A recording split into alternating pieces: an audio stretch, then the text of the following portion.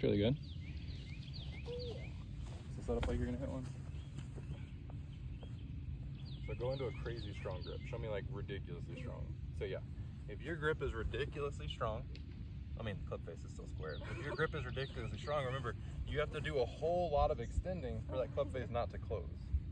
So go to like a more neutral grip. And remember, it doesn't have to be like a crazy amount, but for you right now, it's just a teeny tiny bit more in that direction. Okay. So swing through to me. And then you can see you didn't have to do as much of really either to get to that position. And like I said, really when it comes to irons, that's the two main things I'd focus on, is like changing the grip just a tiny bit, so you have to do so much of that. And then the whole thing that we talked about a while ago with like feeling like you're getting in that position and you're pushing my fist out of the way. Yeah.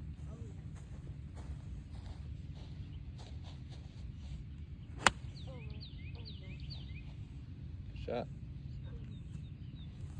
You're such a crybaby. All right, ready, you go. This was my strong grip before, and we're trying to make it more neutral so I can see two knuckles, so I don't do this extension.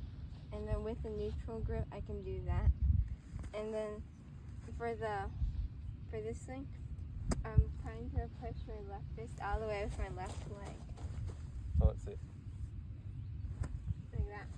So like that. So your body doesn't stall out and you don't flip it. Yeah. Does that sound good? Uh-huh. So just to go over the grip thing again, if you get too strong with your left hand, so I can see 3 to 4 knuckles, what it makes you do on the way through is it makes you go into a lot of extension with that left wrist in order to keep the club face square. So if you're having wrist problems, that would be something to mess with.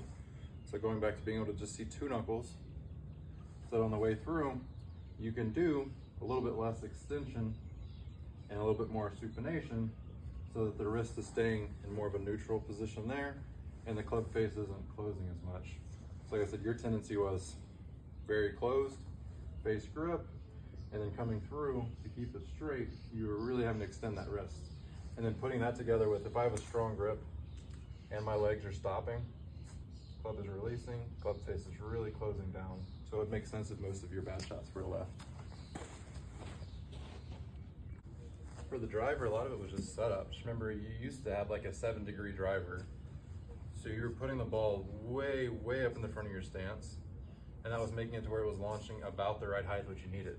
Now you have a higher lofted driver, so you can put it to more of a standard position.